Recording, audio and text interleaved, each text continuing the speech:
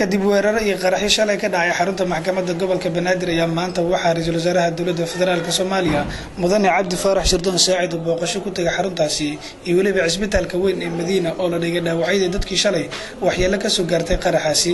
Ra'iisul wasaaraha dowladda federaalka Soomaaliya Mudane Cabdi Faarax Shirdoon Saacid ayaa kormeerka kadib kulan la qaatay laamaha ammaanka ee dowladda federaalka Soomaaliya.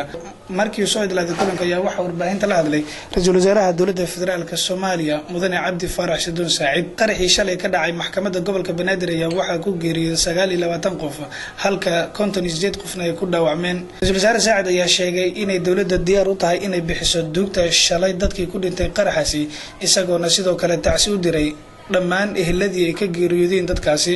halkaas waxa ka dhacay khasaaro ballaaran oo ay ku dhinteen dad badan oo dhimashadu ilaa iyo hadda inta la xaqiijiyay ay marayso 29 qof oo u badatay iyo dhaawac gaaraya 58 oo asna sidoo kale u badan ray.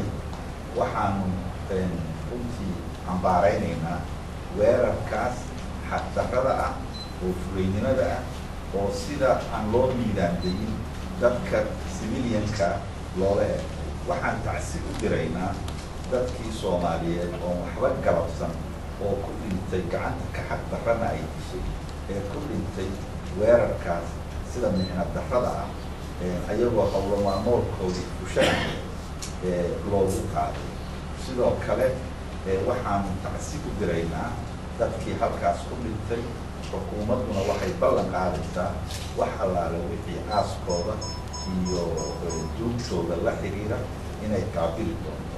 dhanka kale 58 qof oo dhaawaca ah ilaa iyo hadda waxaanu ogaanay 7 qof oo ka tirsan in ay xaaladoodu liidato oo u baahan yihiin farsamo caafimaad oo ka baxsan waddankeena.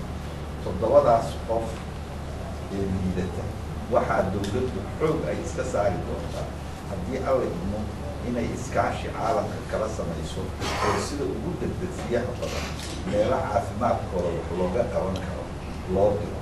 7daas qof oo ugu daran ilaa hadda liiska dadka 58 oo nool oo dhaawac ah waxaa weeyaan Cabdiraxmaan Cabdullaahi Cabdi, Farxaan Maxamuud Faarax, Cabdullaahi Maxamed Osoble, Abshir Mawlid Faarax, Mawlid Xasan Isaaq, Anshuur Cumar Xasan iyo Xidigle Xabiiba Axmed Guure. dadkaas caafimaadka waxaa dhakhaatiirtu noo sheegeen maanta markaanu kusoo booqannay isbitaalkooda in ay adag tahay si wax loogaga qabto aqoonteenna caafimaad iyo imkaaniyaadkeenna maanta aan haysanto. waxaa dowladdu sida ugu degdegsiyaha badan isaga xilsaaraysaa in dadkaas loo helo caafimaad jireed.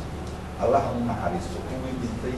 sidoo kale dowladdu waxay iska xilsaaraysaa wax allaala wixii duugtooda iyo asturaadooda la xiriira. dhanka kale waxaanu u diraynaa ambalyo iyo bogaadin ciidamadii geesiyiinta ahay oo ka hortegay wixii shalay la qorsheeyey oo loogu talagalay intaas iyo in ka badan inay ku dhaawacanto oo suurageliyey 6 qof oo isqarxisay in mid walba intuusan isqarxin ay ku dhacdo xabad. inuu waxaa weeyaan mid walba waa laga hortegay.